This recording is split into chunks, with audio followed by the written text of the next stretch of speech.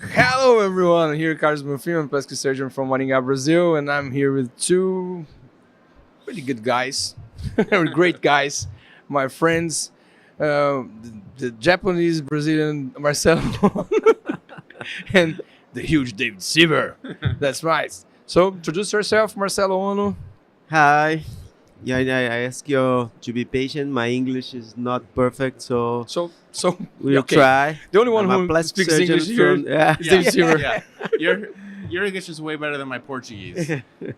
Oh, because you don't speak Portuguese, so that's nothing for us. Yeah. Obrigado. Go I'll ahead. do my best. So I'm a plastic surgeon from Londrina, Paraná. Unfortunately, it's too close from this guy. Unfortunately, yes, for him, Unfortunately, not for me. And so let's talk about everything about our professions. And this huge guy here. So I'm Dave Sieber. I'm in San Francisco, California. I've been there for about 8 years. My practice is mostly breast and body surgery, similar to you guys. Yeah. Yeah, December. So let's start about talking about our lives first. You know, Marcelo. Wow. Philosophy. No, for your life. You stood some time in Japan Yeah. and talk a little bit about this. How old were you and what you were Yeah. doing there? I was a teenager. I think it was like a turning point in my life, because it was good, because it was a really hard time. I knew how a society really works very different from ours. Of course, there are many bad things, but I left it behind, right? I try to bring the best things I learned from there. What are is there?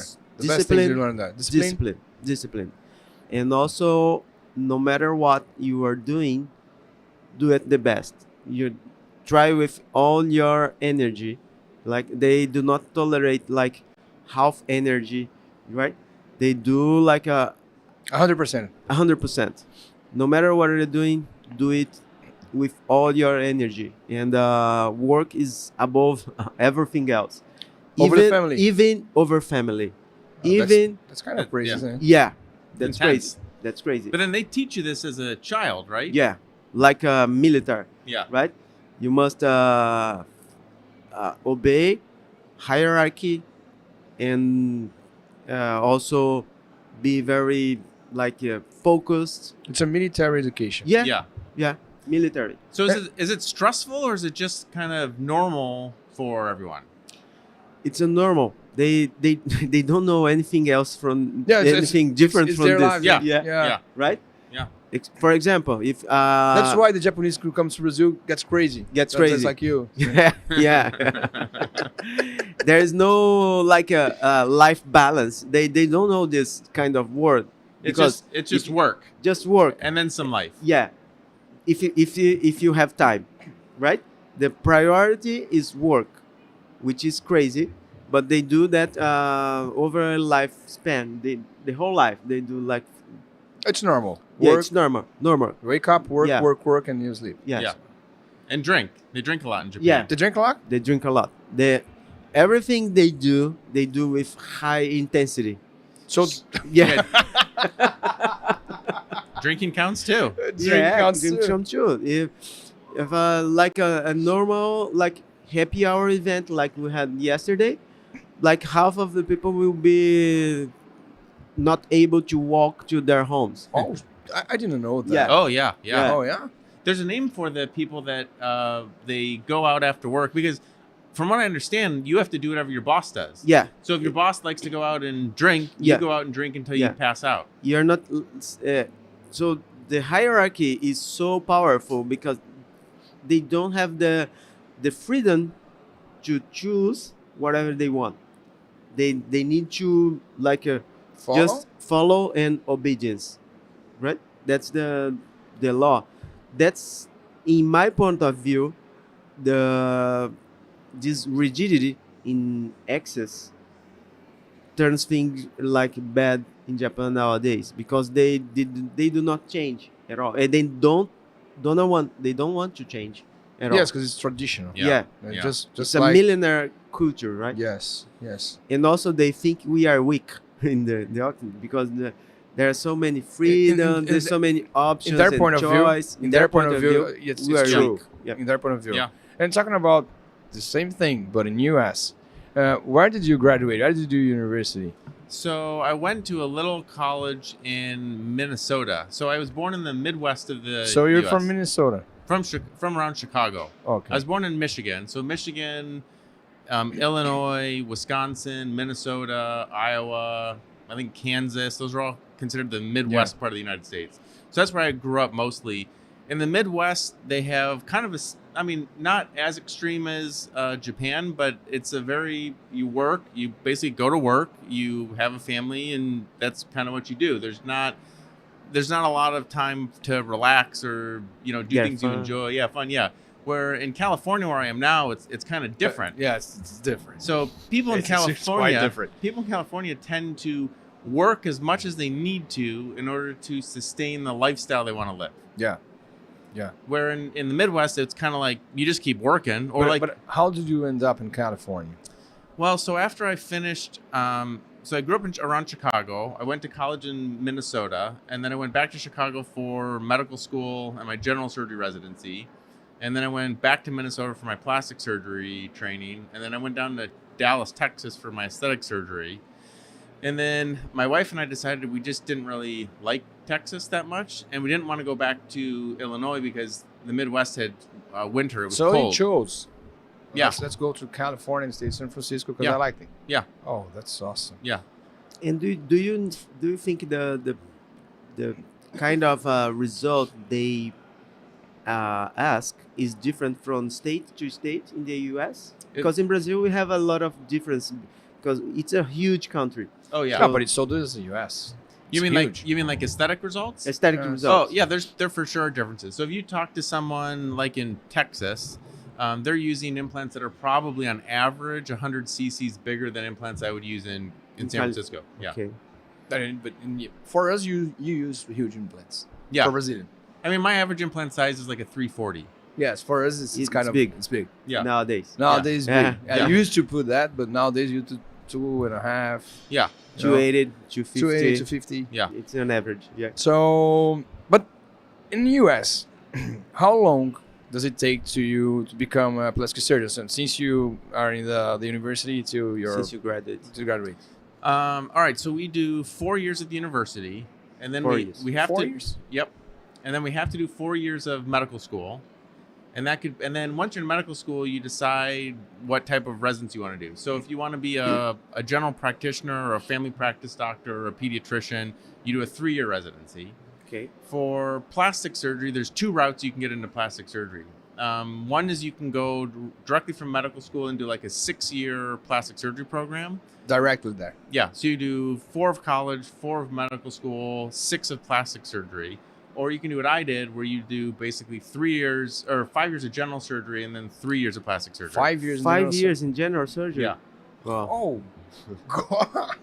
What do you learn that? But Yeah, so the training takes a long time. yeah, Because Yeah. I think in most other countries, you kind of know what you want to do in college, and then you can kind of like go right into it. yeah. Here we do 6 years in medical school. Yeah. 3 years in general surgeon, or 3 years in plastic surgery. Yeah. So it's kind of More quite the similar. same, quite More similar. similar, And then on the residency, they pay you. Yeah, they pay us too. It's not a lot. It's enough to pay What for is your- not allowed for a US Well, citizen? So I think my first year in training, I was maybe making like around 40,000, 42,000 a year. That's good for us. Yeah. But that's living around Chicago. I mean, Yeah, the yeah. cost of living is so much more expensive. Yeah. And that was enough It's enough to live. Yeah. Right. And then by the time I was done with my 9th year of training, I think I was making 65 or something. 65. Yeah. But it's way better than our residency here. Way yeah, better. but you, It's 5 times. you need to readjust to the situation because we spend less money to live, right? So Well, and the other thing is countries too. Like I go and do stuff in Armenia, and the Armenians have to pay to go to a residency. wow.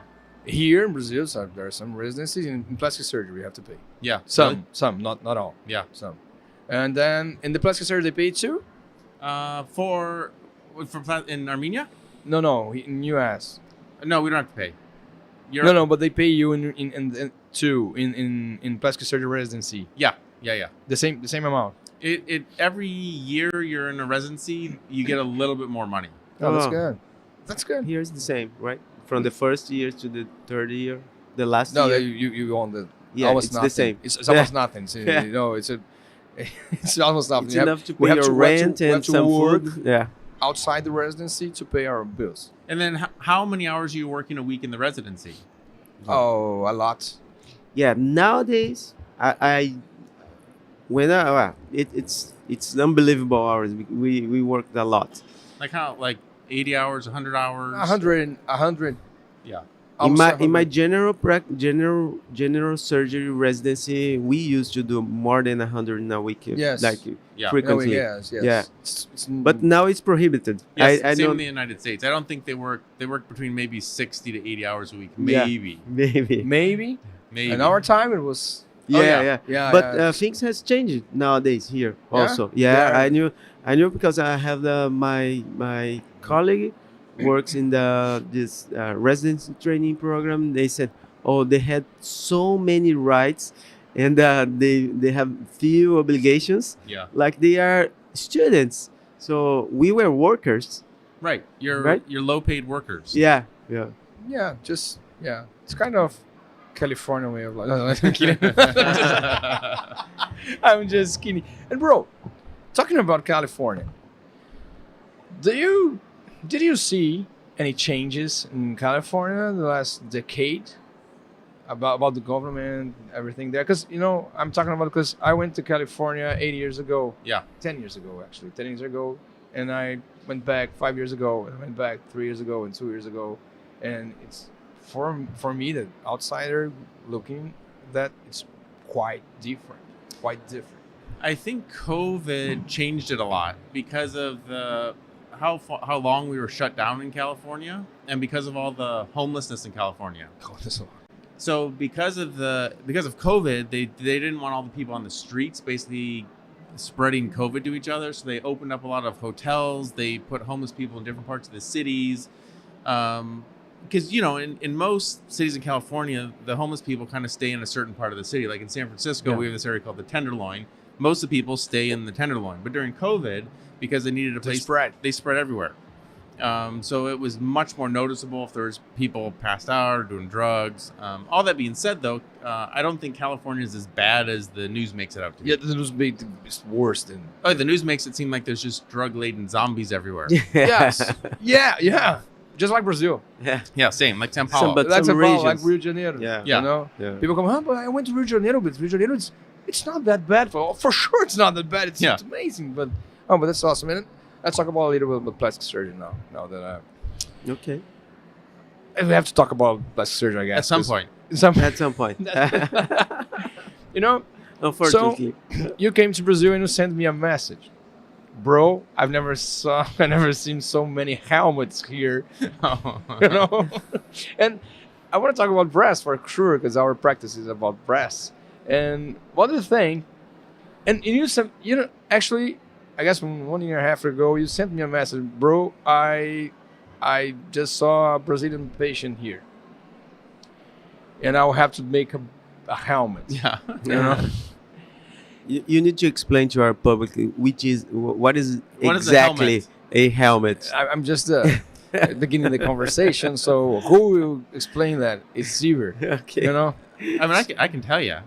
Talk about this difference about the Brazilian patient and the other the other patients in the world. So from what I understand, this being my first time in Brazil, Brazilian women like to have breasts that look like they have grade 3-4 capsular contractures. Yeah. They don't care if there's a waterfall deformity. They don't care if there's ptosis. They just want that implant high and visible. Yeah. As long as their cleavage lines are great, Yeah. right? Nothing else matters. Everything It's a little else. bit more than cleavage lines, because the cleavage lines is here. I guess in Brazil, they want here and almost here. Yeah. So they want the shadow Yeah. So start here most of the time. I guess because most people here still do like a dual plane augmentation, right? Yeah. In Brazil, no. No? No, it's subglandular. More subglandular now? More subglandular. Depends on how old is the surgeon. No, Ah. there's 8,000 plastic surgeons in Brazil. Yeah. I guess 500 perform dual plane. And also, most of them, they do... Because, Subgland. you know, with subgland. So, but that's not that.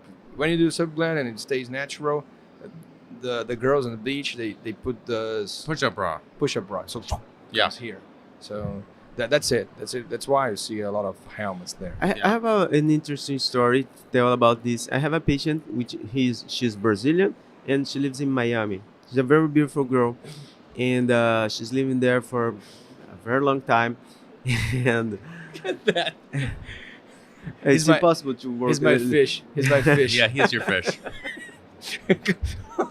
Let's continue that. So Brazil is impossible. If you try to do something really seriously, come this. It's not a Brazil, it's me. You know? So, okay, it's my fault. No, but tell about the breasts, the U.S. breast. Let me finish this story Yeah. because it's interesting. This girl is a very beautiful girl, and she lives in Miami, and she has a lot of U.S. friends, right? Not also some Hispanic, but most of their friendship relationships are from the U.S. So she posted a photo with like 8 or 10 beautiful girls aligned, and she was the only one with her breast here, Yeah. right? Like the helmet. Near to the neck. Yeah.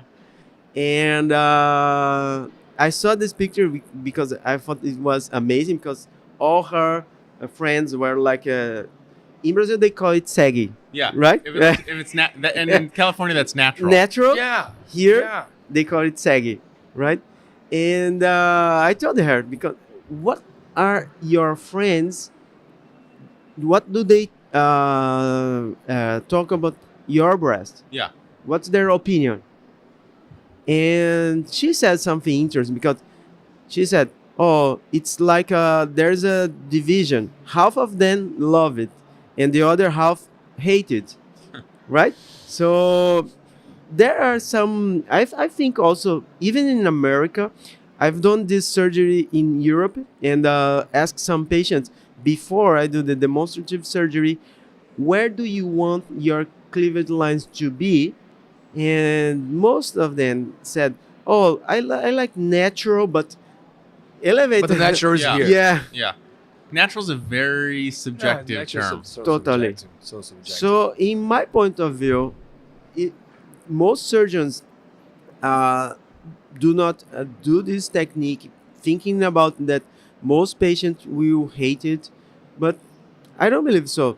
Probably there are, I don't know how many, but there is a considerable amount of people that will like this result, even in America. Yeah, no, that's totally true. I mean, I think in the United States, most patients find us being breast surgeons by looking at photos. All the pictures on our Instagram, all the pictures on our websites. And they look at the pictures and they say, I came and saw you because I liked how the breast looked on your website. And some of that has to do with our aesthetic too, like what type of implants we're putting in people. I mean, there's another plastic surgeon in my building who's kind of known to put really big implants in people. And I don't really see those patients. Yes, they come because it's already photos. And talking about body contouring surgery, you are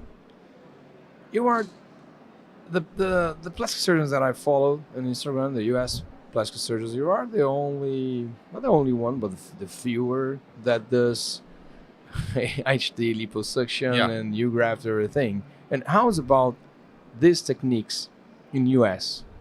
Between the plastic surgeons? What do they tell about it? Well, I mean, the liposuction training in the United States is so bad. We're basically taught to suck out stubborn fat, and our end point is just removing stubborn fat. We're never taught how to contour anything. Okay. So when I started practice, I was looking at my own pictures, but then looking at pictures of, this is before I knew you, of like Umberto, of Alfredo. Latin. Yeah, Latin. And I was looking at the pictures and I was like, well, my patient looked like that before surgery too, but like she doesn't look like that now. So what am I missing? And that's when the light bulb went off, and I decided, I really need to come to South America to learn how to do this, because I can take someone who already looks good and make them look really good, instead of making them look better. Okay. Oh, that's good. So you started your practice 3 years ago about this. HT, I think, was about 5 years ago. 5 years ago. Yeah. Oh, But something similar happened to us in Brazil, right? Because the way you learn liposuction and the way I learned liposuction was pretty much more like too cautious, Yeah. excessively. Yeah. Yeah. But I feel like it's almost swinging back towards that a Yeah. little bit. Yeah. Like we've kind of gone extreme. we've Extreme seen some and problems, get back a little bit, and then right? are backing away from it a little bit. yes, but it's natural. Yeah. It's everything you do. We do it a lot, and so you pass the point. Yeah. And then you turn back. I mean, I think where everything's heading now is more muscular augmentation. It's like less sculpting of fat and more muscular augmentation natural. to get more natural results. It's natural. Yeah. It's natural.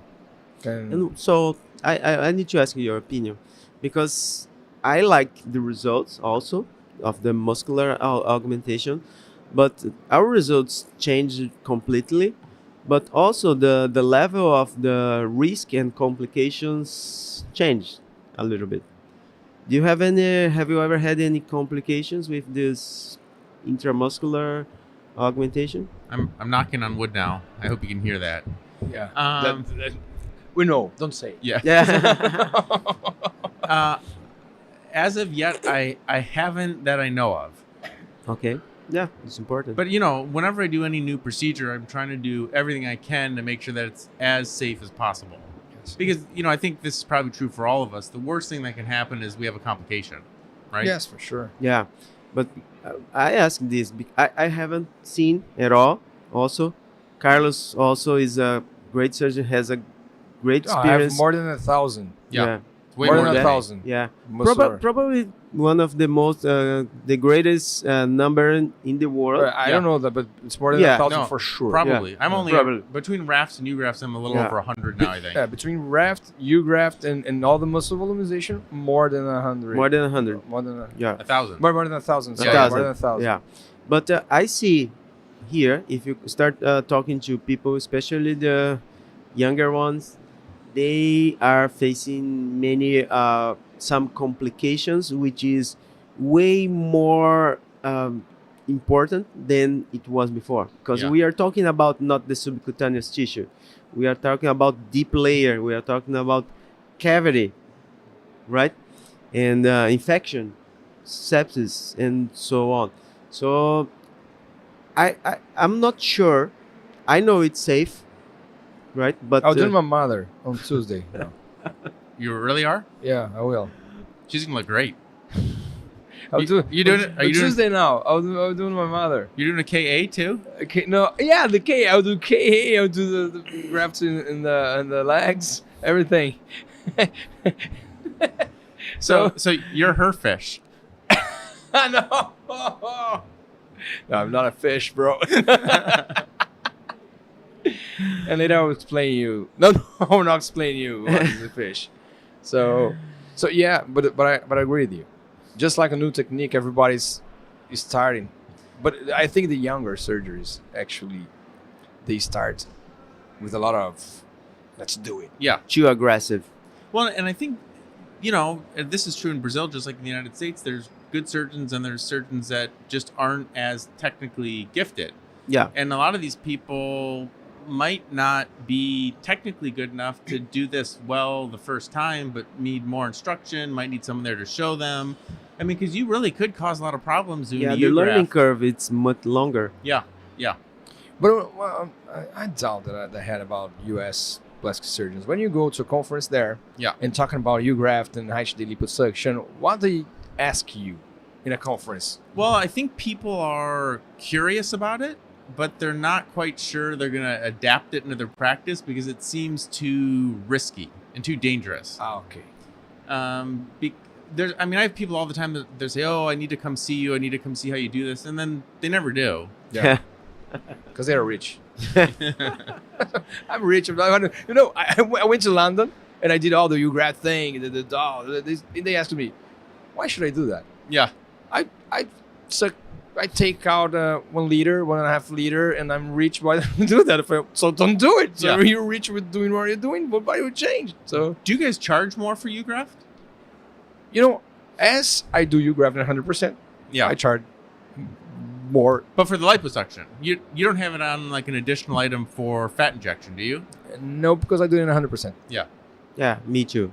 So I don't think it's a wrong way to sell the Yeah. product. it's upselling. Yeah, It's an upselling. you may also say, in my point of view, if the patient see all the difference you are doing, she's more prone to pay you more. It's like that. And for our finish here, I want you to talk about a little of Brazil. What do you think? Because we were to the jungle. We went to the jungle, 2 jungles Yep. actually. And what do you think about Brazil? Brazilian food, Brazilian way of life. What do you think about it? So the best thing about Brazil are the people. The best thing. So we found that my wife is here with me. We found that the people in Brazil are extremely friendly. And it doesn't matter if you're in a restaurant. And it was surprising for you because you've only known me before. So Yeah, wow, the people are great in Brazil yeah. because you thought about. I thought they were all going to be like Carlos. That was, Yeah. that They're was different worried. from Carlos. Oh, Yeah. that's Well, awesome. thanks God. Right? They're different from Carlos. Oh, the Brazilians are nice people. So the best thing, the people. Yeah, the people are super nice. The food's really good. It's like an interesting mix of cuisines. Yeah. We've eaten a lot of seafood so far just because we've been on Did you eat feijoada? feijoada. No, No. That's maybe tonight. no, Yeah. not tonight. They have Tonight, yeah, no, it's Yeah. not a food for tonight. It's not a food for night. yeah. It's a food for It's for a the lunch. day. It's a lunch. What is it? It's heavy. It's beans, black beans with porks, and it's Usually, the heavy. story is interesting. It was a. It's fatty.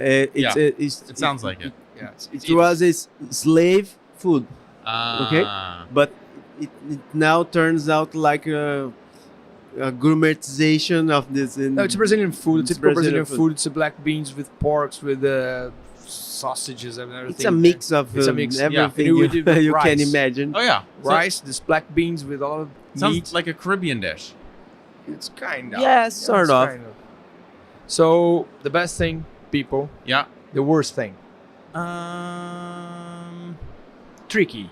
The worst thing, our schedule. Yeah. Yeah. The schedule may change without prior notice. Every time. Our lack of compromise. Our compromise. No, there's lots of compromise. There's no lack of compromise. There's a lot. It's overly compromised. Yeah, a lot of them at the same time. So, yeah, you want to take-home message here for young surgeons and what do you want to tell us about? First of it, don't do shit. Don't Yeah. mess up. Don't mess up. Don't Don't perform surgeries on your mother. It sounds like non-important, but it is important. You cannot perform they are trying to do excellent things and sometimes forget about the basics. I know. Yes. Yeah. Yes. I think for the take-home message is try to avoid complications more than improve your result. Perfect. It was about the Whiter's lecture. Was about it. Just right now. And your take-home message for us Brazilians and young plastic surgeons.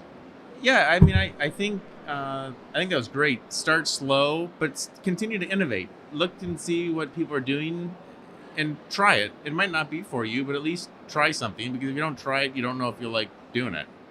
Yes, just like everything, grade by grade. So you do a little bit more, and Yeah. then a little bit more, and then go not too fast. Right. Perfect. Thank you so Excellent. much. Thank you so Thank much, you. all. Thank Thank you, you so guys. much, Thank This you. is Sieber. great. Great. Thank you, guys.